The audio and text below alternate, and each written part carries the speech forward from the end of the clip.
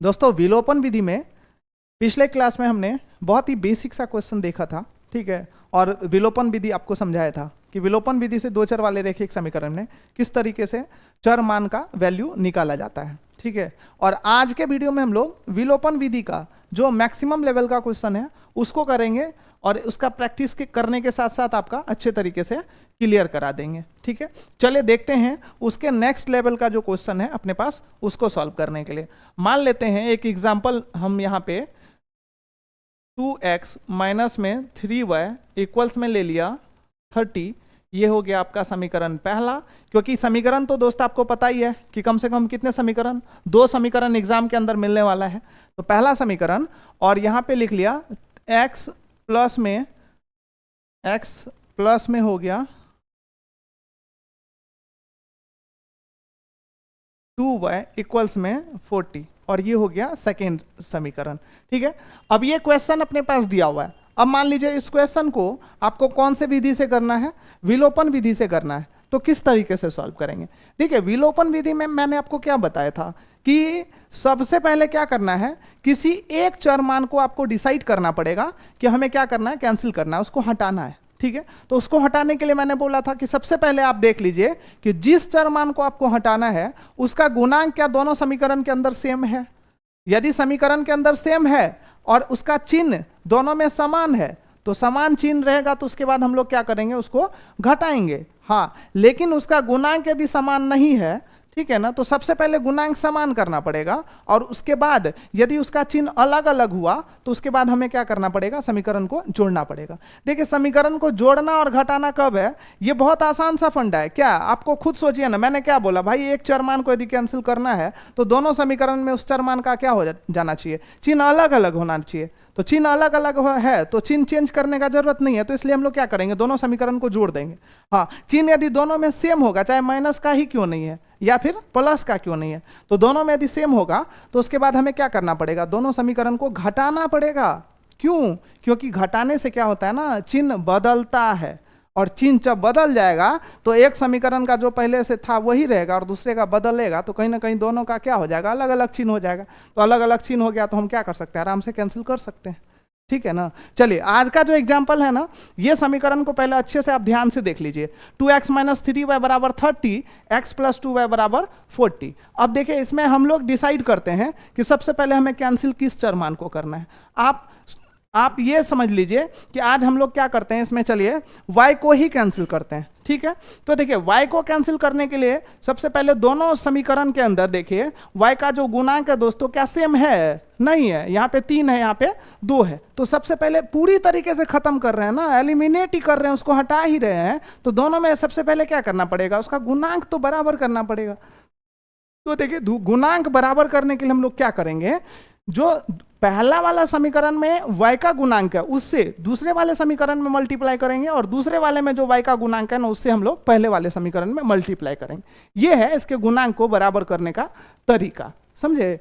चलिए सबसे पहले y के गुणांक को बराबर करना है, तो y के गुणांक को बराबर करने के लिए हम लोग कर क्या रहे हैं, उसको सबसे पहले लिखना भी जरूरी है। ऐसा नहीं कि हम लोग क्या किया, अंदर अंदर सब कुछ कर दिए और यहाँ पे कुछ लिखे ही नहीं। तो आप कुछ लिखिएगा ही नहीं तो थोड़ी ना आगे वाले को पता चलेगा कि आप जानते भी हैं। तो इसलिए सबसे पहले क्या करेंगे बताइए, तो समीकरण 1 में किस चीज से गुना करना है, 2 से गुना करना है। अब देखिए 2 से गुना क्यों किया, आपका क्वेश्चन का आंसर मिल जाना चाहिए आपको। इसलिए किए क्योंकि हम लोग y को खत्म कर रहे हैं, और y को खत्म करने के लिए y के गुणांक को दोनों समीकरण में बराबर करना पड़ेगा। और बराबर करने का टेक्निक क्या हम बताए हैं, पहले समीकरण का जो y का गुणांक है उससे दूसरे वाले में गुना कीजिए, और दूसरा का जो y का गुणांक है उससे पहले वाले में गुना कीजिए। चलिए हम लोग जो कर रहे हैं उसी को लिख रहे हैं, तो हम लोग यहाँ पे क्या लिखेंगे, समीकरण 1 में 2 से तथा समीकरण 2 में किस चीज से, 3 से गुना करने पर, मतलब समीकरण 1 में 2 से गुना करेंगे, ठीक है, और समीकरण 2 में क्या करेंगे, 3 से गुना करेंगे। अब देखिए गुना किस तरीके से किया जाता है, समीकरण को गुना किस तरीके से, तो 2x माइनस में 3y बराबर में क्या लिखेंगे, 30 ठीक है, और ये समीकरण है फर्स्ट। अब उसके बाद x प्लस में 2y बराबर में है अपने पास 40, और ये समीकरण हो गया सेकेंड। तो पहला में यदि पहला समीकरण में किससे गुना करना है, 2 से, और दूसरा में किससे करना है, 3 से। दोस्तों देखिए समीकरण में गुना किस तरीके से किया जाता है। समीकरण में गुना जो है ना उसके सभी पदों से किया जाता है, सिर्फ एक पद से नहीं, क्योंकि समीकरण पूरा का पूरा पद मिलके बना हुआ है ना। तो इसलिए समीकरण में जब कभी भी किसी भी संख्या से हम लोग गुना करते हैं तो उस समीकरण में जितना भी पद है सब पद से उस संख्या को गुना करना पड़ता है। तो इसलिए 2 से क्या करेंगे, 2 से बारी बारी से लेफ्ट हैंड साइड के भी सभी पद से गुना करेंगे और राइट हैंड साइड के भी सभी पद से गुना करेंगे। तो 2 से 2x में यदि गुना करेंगे तो कितना हो जाएगा, 4x। अब 2 से माइनस 3y में करेंगे तो 2 तिया कितना हो गया, 6y, और बराबर में 30 दूना कितना हो जाएगा, 60। अब देखिए दोस्तों ये चूंकि गुना किया है तो गुना करके इसका सबका सब पद चेंज हो गया है। तो पद चेंज हो गया तो बताइए क्या करेंगे। अभी समीकरण पहला 1 था लेकिन 2 से गुना कर दिया तो अब ये तो नया समीकरण बन गया ना। तो नया समीकरण बना तो इसका नाम भी हम लोग क्या करेंगे, नया देंगे। चलिए अब दूसरे वाले समीकरण को 3 से गुना करना है तो 3 से गुना करने के लिए 3x हो जाएगा यहाँ पे। अब 3 से यहाँ पे 2y को गुना करेंगे तो 3 दूना कितना हो गया, 6y, बराबर में कितना, 40 दिया कितना, 120। और ये कौन सा समीकरण, चौथा समीकरण। मतलब गुना करके यहाँ पे तीसरा और चौथा समीकरण आ गया है। अब ये समीकरण यदि आप गौर से देखेंगे तो y का दोनों समीकरण के अंदर क्या है, गुणांक समान है। यहाँ पे भी 6 है और यहाँ पे भी 6 है। तो अब क्या करेंगे बताइए, दोनों का चिन्ह चेक करना है। सबसे पहले गुणांक चेक किया तो गुणांक तो दोनों में सेम है, उसके बाद क्या चेक करेंगे, उसका चिन्ह चेक करेंगे। तो चिन्ह इसमें y है और इसमें प्लस है, मतलब इसमें माइनस है और इसमें प्लस है, तो दोनों का चिन्ह अलग अलग है। तो अलग अलग के कंडीशन में क्या करते हैं बताइए, समीकरण को जोड़ते हैं कि घटाते हैं, जोड़ते हैं। इसलिए कि अब दोनों का चिन्ह ऑलरेडी जब अलग अलग है तो चिन्ह तो बदलना है नहीं, तो बदलेंगे तब ना माइनस करना पड़ेगा। और यहाँ पे अब इसलिए हमें क्या करना पड़ेगा, जोड़ना पड़ेगा। तो हम यहाँ पे लिखेंगे समीकरण 3 तथा समीकरण 4 को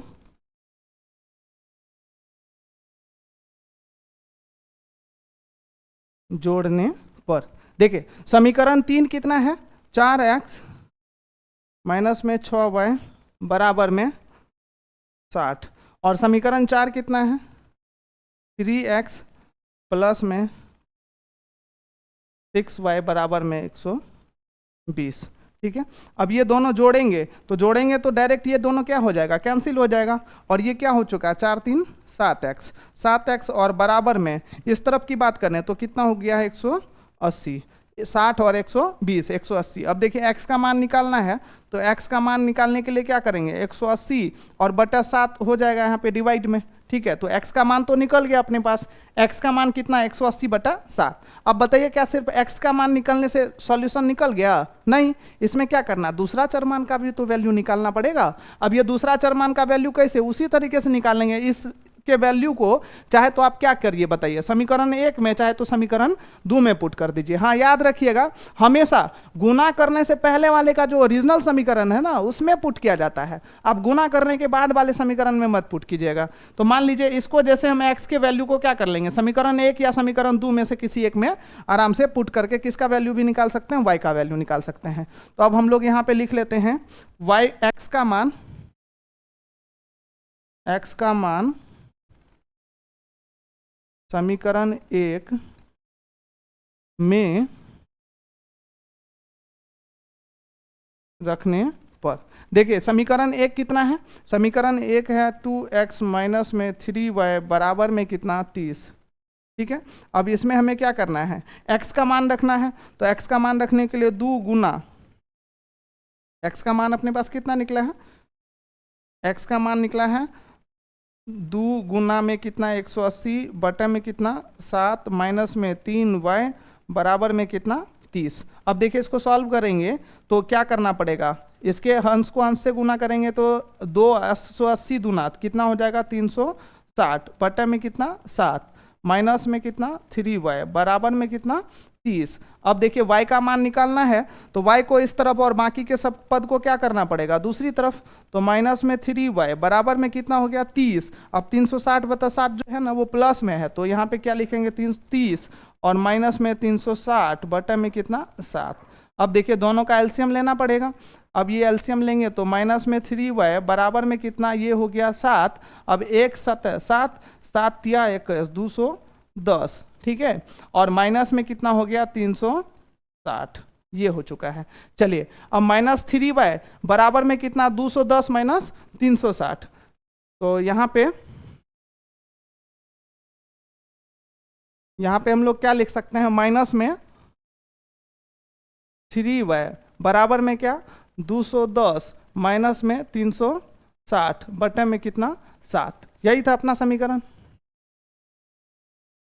हाँ, माइनस में 3y बराबर में क्या 210 माइनस में 360 बटा 7, ठीक है। अब इस तरीके से क्या कर सकते हैं, आराम से लिख सकते हैं। अब इसमें चूंकि हमें किसकी वैल्यू निकालनी है, y की वैल्यू निकालनी है, तो y की वैल्यू निकालने के लिए क्या लिखेंगे, माइनस में 3y बराबर 210 माइनस 360 करेंगे तो कितना हो जाएगा 140 150, ठीक है, 150 किस चीज में, माइनस में, बटे में कितना 7। अब देखिए ये माइनस और ये माइनस दोनों कैंसिल हो जाएगा, तो यहाँ पे y बराबर में क्या कर सकते हैं, 3 उस तरफ गया तो 150 बटे में कितना 7 गुना में कितना 3, ये डिवाइड में आ गया, तो इससे इसको कैंसिल कर लेंगे तो 50, और इसलिए यहाँ पे जो है ना y का मान कितना निकल चुका है 50 अपॉन में कितना 3। मतलब अब हम लोग जो है अतः क्या लिख सकते हैं, x बराबर और क्या y बराबर, तो y का मान तो 50 अपॉन में कितना 3, ये आंसर है। और x का मान जो है ना, यहाँ से देख लेते हैं कितना निकला था।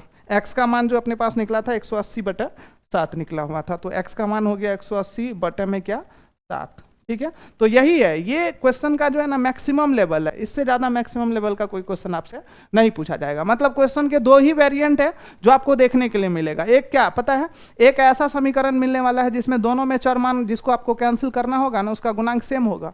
देखिए जरूरी नहीं है कि सिर्फ x को या पहले चर मान को कैंसिल कीजिए, आप किसी को भी दूसरे को भी कैंसिल कर सकते हैं। आपके लिए जो सहूलियत लगेगा क्वेश्चन देख के आप उस हिसाब से उसको कैंसिल कर सकते हैं, ठीक है। चलिए जैसे एक एग्जांपल मैं आपको दिखाता हूं। यहाँ पे मान लीजिए 2x माइनस में y बराबर में 10 ले लिया, और x और यहाँ पे मान लीजिए और प्लस में y बराबर में 20 ले लिया। अब बताइए ये 2 समीकरण है, तो 2 समीकरण में जरूरी है कि आप इसमें x को कैंसिल कीजिएगा। x को कैंसिल करने के लिए पहले आपको इसका गुणांक बराबर करना पड़ेगा, लेकिन इसी समीकरण में आप दूसरा चर मान को देख लीजिए y, दोनों जगह ऑलरेडी क्या है, इसका गुणांक बराबर है और चिन्ह भी क्या अलग अलग है। तो डायरेक्ट हम क्या करेंगे, बताइए समीकरण को जोड़ेंगे और उसके बाद फिर इसमें x और y दोनों का मान निकाल लेंगे। तो चर मान का वैल्यू निकालना विलोपन विधि से बहुत आसान है, बहुत ज्यादा कुछ नहीं है। बस ये है कि जो स्टेप है ना उसको आपको थोड़ा सा माइंड में रखना पड़ेगा, और ये रखने का भी बहुत बड़ा झंझट नहीं है। आप 1 से 2 बार चीजों को प्रैक्टिस करेंगे तो ये सब चीजें अपने आप आपके माइंड में जो है ना सब बढ़िया से सेट हो जाता है,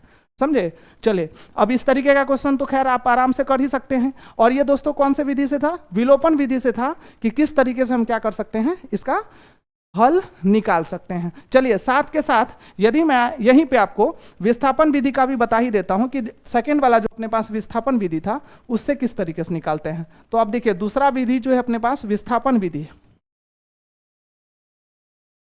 देखिए विस्थापन विधि है, तो विस्थापन विधि हो कि विलोपन विधि हो, बताइए दोनों में से किसी भी विधि का इस्तेमाल कीजिए, या फिर आप जो है ना ब्रश गुणन का कीजिए कि आलेखीय विधि से कीजिए। मोटो समझिए, उद्देश्य समझिए, हम लोग विधि का जो इस्तेमाल करते हैं ना किस लिए करते हैं, इसके चर मान का वैल्यू निकालने के लिए, इसका सॉल्यूशन निकालने के लिए। तो विधि कोई भी अप्लाई क्यों नहीं करेंगे, लेकिन हमको अल्टीमेटली क्या करना है, इसमें जो उपस्थित चर मान होगा ना, इसमें समीकरण में उन दोनों का मान निकालना है, यही तो करना है। अब देखिए विलोपन विधि में इसका क्या टेक्निक था, तो इसमें चर मान को निकालने के लिए हम लोग क्या करते थे, एक को कैंसिल करके उसको सिंपल इक्वेशन में चेंज कर लेते थे, समझे। एक चर वाले रैखिक समीकरण में चेंज कर लेते थे तो उससे निकाल लेते थे। लेकिन अब दूसरा तरीका जो है ना वो अलग तरीके से भी हम इसको बना सकते हैं। तो दूसरा तरीका आप देखेंगे विस्थापन विधि में कि 2 चर वाला रैखिक समीकरण में उसके हल को कैसे निकालते हैं। चलिए एक सिंपल सा मान लीजिए यहाँ पे एग्जाम्पल ले लेता हूं मैं, x प्लस वाई बराबर में ले लिया 10, ठीक है, और सेकेंड समीकरण जो है x माइनस में y बराबर में ले लिया 20। मान लीजिए ये 2 समीकरण आपको दिया हुआ है और x और y का मान निकालना है। तो एक तो पहला विधि विलोपन विधि था, अब उससे तो हम लोग कर नहीं रहे, किससे करेंगे? विस्थापन विधि से। इसको कैसे सॉल्व करेंगे? देखिए विस्थापन विधि में क्या करना है पता है, दोनों में से किसी एक समीकरण से आप क्या कर लीजिए, एक चरमान का वैल्यू पहले निकाल लीजिए, समझे? तो दोनों में से किसी भी समीकरण से निकाल सकते हैं, लेकिन याद रखिएगा जिस समीकरण से चरमान का वैल्यू निकालेंगे हम दोबारा से उसी समीकरण में उस चरमान के वैल्यू को पुट नहीं करेंगे, उसको नहीं बैठाएंगे, उसको हम दूसरे वाले समीकरण में बैठाएंगे। देखिए क्या, जैसे मान लीजिए x माइनस वाई बराबर 20 है, x प्लस वाई बराबर 20 है, तो हम क्या करते हैं यहाँ पे x प्लस वाई इस वाले से जो है ना एक चरमान का वैल्यू निकाल लेते हैं। x का जैसे वैल्यू निकालेंगे तो क्या हो जाएगा, 10 माइनस वाई हो जाएगा, ठीक है। अब x का वैल्यू यदि 10 माइनस वाई हो गया तो अब इस वैल्यू को हम क्या करते हैं कि दूसरे वाले समीकरण में पुट कर देते हैं। देखिए अल्टीमेटली अभी भी क्या हो रहा है, x के मान को हम जैसे ही इसमें पुट करेंगे ना तो ये एक चर वाला रैखिक समीकरण बन जाएगा और फिर वही होगा, एक चर मान का मान निकल जाएगा तो फिर उसको दोबारा से हम किसी समीकरण में बैठा के दूसरे चर मान का भी मान निकाल सकते हैं। तो पहला x का मान निकल गया, अब हम लोग क्या करेंगे बताइए? तो अब हम लोग लिखेंगे x का मान क्या, x का मान अब दूसरे समीकरण में कर रहे हैं तो इसलिए यहां पे लिखेंगे समीकरण 2 में रखने पर। अब देखिए समीकरण 2 कितना, x माइनस वाई बराबर कितना 20, तो अब ये x का मान यदि रखेंगे तो x का मान कितना निकला, 10 माइनस वाई निकला है, तो 10 माइनस वाई और माइनस वाई बराबर में कितना निकल चुका है 20।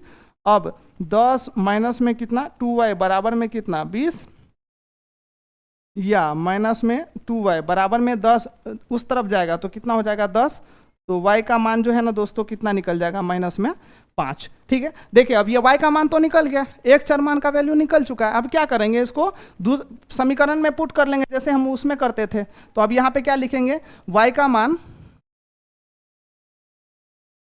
मान समीकरण, अब चाहे तो पहले या दूसरे किसी में भी रख सकते हैं, समीकरण 1 में रखने पर। और समीकरण 1 क्या है आपका, x प्लस वाई बराबर में कितना 10, तो x और y की जगह पे देखिए माइनस में 5 निकला है, बराबर में कितना 10, तो यहाँ पे x बराबर में कितना माइनस है तो क्या हो जाएगा यहाँ पे 15, ठीक है। x की जगह पे कितना हो जाएगा 15। तो इस तरीके से देखिए दोस्त, यहाँ पे विस्थापन विधि से x और y दोनों का वैल्यू निकल गया, मतलब दोनों चरमान का भी वैल्यू निकल चुका है, ठीक है। तो ये विस्थापन विधि से था। विस्थापन विधि में इससे ज्यादा कुछ भी नहीं है, मतलब कोई भी समीकरण क्यों नहीं दे, क्या करना है आपको पता है, किसी एक समीकरण से एक चरमान की वैल्यू निकालिए और उसको दूसरे समीकरण में पुट कर दीजिए, विस्थापित कर दीजिए, समझे। विस्थापित मतलब होता है उठा के क्या करना है, दूसरे वाले समीकरण में उसकी जगह पे उसके वैल्यू को पुट कर देना है। तो ये विस्थापन विधि से इस तरीके से हम लोग दोनों चरमान का वैल्यू निकाल सकते हैं। चलिए अब इसके बाद जो अपने पास बीजगणितीय विधि के अंदर ब्रज गुणन विधि है उसका डिस्कस करेंगे हम लोग इसके अगले वाले वीडियो में, ठीक है। इसी तरीके से बने रहिए और हमारे साथ जुड़े रहिए, देखते रहिए और पढ़ाई का लुत्फ लेते रहिए। धन्यवाद।